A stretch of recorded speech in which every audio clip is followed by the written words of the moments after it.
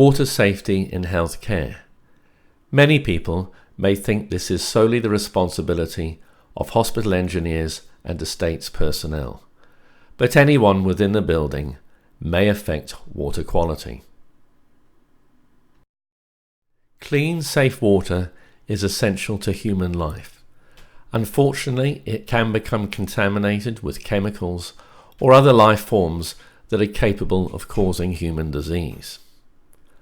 Hospitals should provide a safe environment for patient care. All of these infections were acquired from the hospital's water systems and were preventable if the water systems had been managed correctly. The purpose of this video is to inform you how such infections can occur and how you have an essential role in protecting patients by looking after the water system.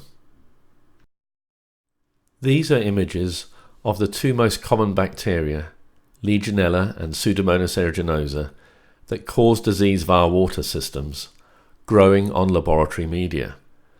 Although the growth on the plate, representing billions of bacteria, is visible to the human eye, individual bacteria cannot be seen.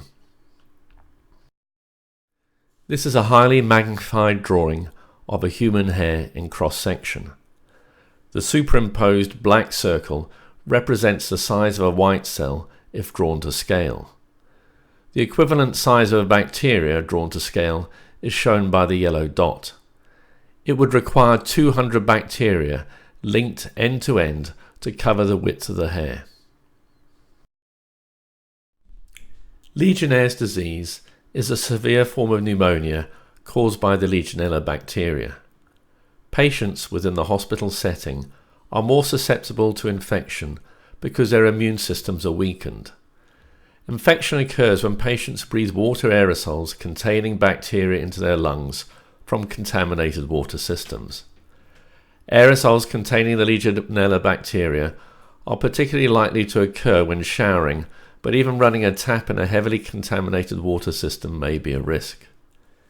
There are antibiotics available to treat the infection, which if given early in the illness are effective in about 90% of cases.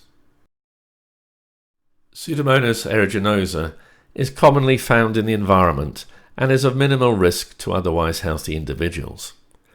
However, some patients are particularly susceptible to infection caused by this organism, including premature babies whose immune system is not well developed. In this setting, the organism may cause pneumonia and blood poisoning and carries a significant mortality. How do water systems become contaminated with these organisms? In the United Kingdom, we are lucky because we have high quality, safe water produced by private treatment companies, which is supplied by a large underground pipework to dwellings including hospitals. Two things happen when mains water enters a building. The private treatment company no longer has responsibility for water quality, and secondly, all the pipes and appliances we connect to the mains water may adversely affect water quality. In addition, we have patients who are susceptible to infection. You might wonder why water in buildings becomes contaminated if the mains water is safe. The next slides attempt to explain this. This is a cross-section of a water pipe. Legionella is a naturally occurring organism which can be found in low numbers in all water sources, for example rivers and ponds. It is thought that very small numbers of Legionella may enter the mains water.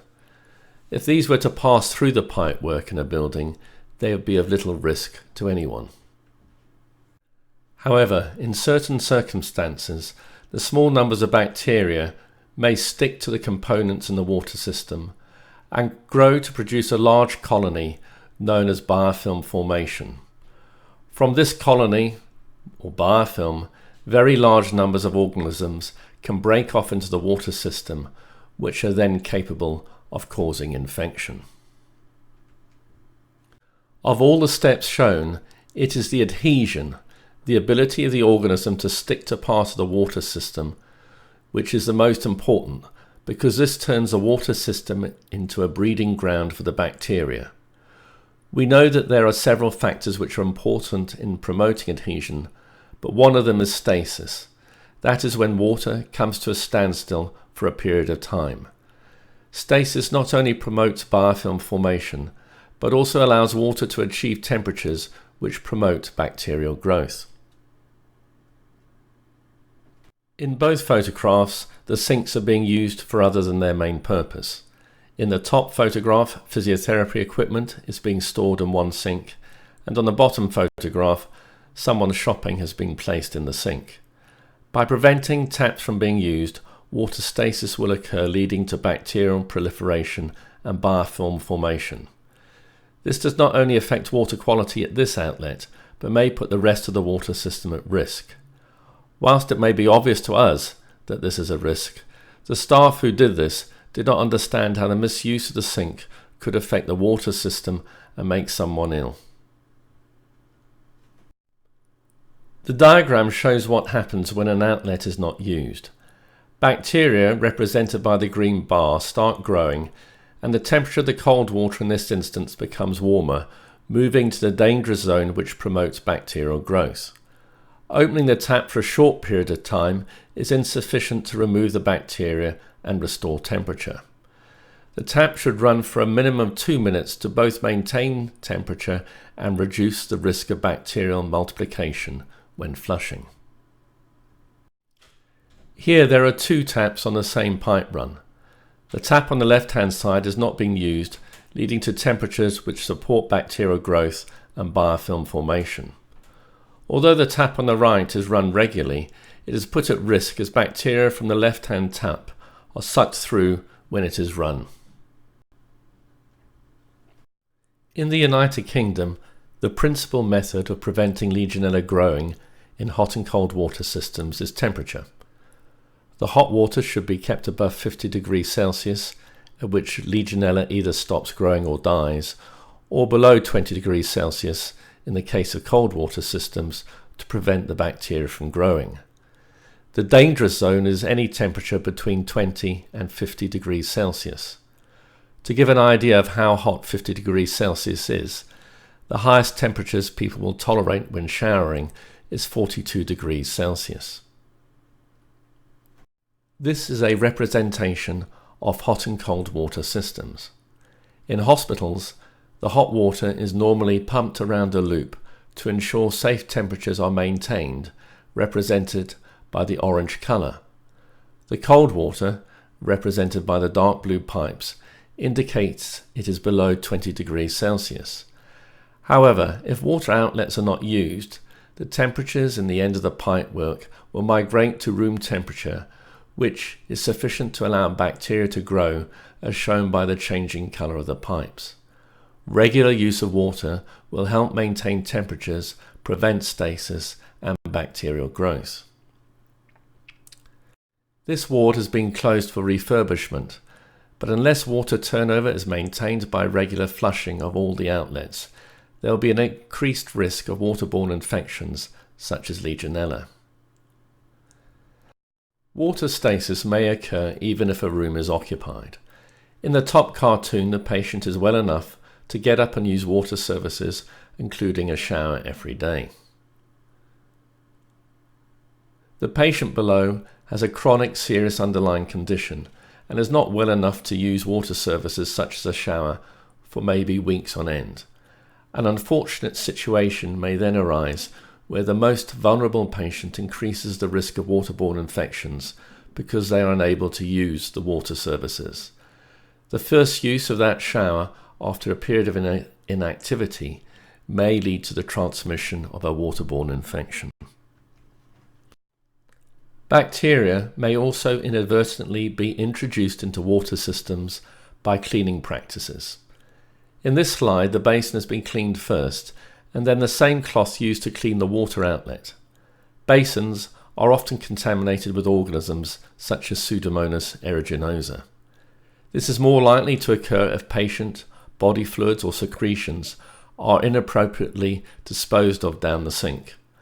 Once the end of the tap becomes contaminated, biofilm formation can occur and organisms can swim upstream to contaminate other components higher up in the water system.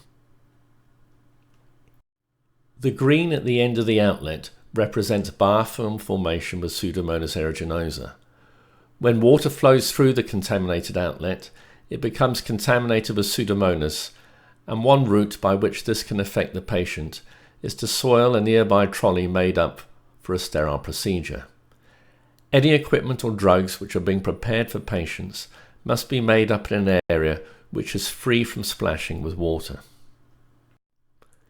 Special filters may occasionally be placed on the end of an outlet, as indicated by the orange arrow. The filters are used to ensure that water is safe in certain situations. As water passes through the filter, bacteria are retained, allowing safe water to emerge from the end. These filters should never be cleaned because the process could introduce bacteria to the bottom of the filter, allowing them to contaminate the safe water as it emerges.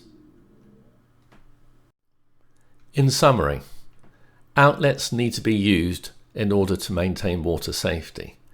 If they are not used, either a flushing regimen should be put in place or consideration to removing the outlet made. Flushing is important for keeping water systems and patients, visitors, and staff safe. Report any unused outlets to either the ward sister or infection control. Do not dispose of patient body fluids down a hand wash basin, as this can lead to contamination of the outlet. Only clean water outlets with a clean, unused cloth. If a filter is on the outlet, do not clean it. Thank you.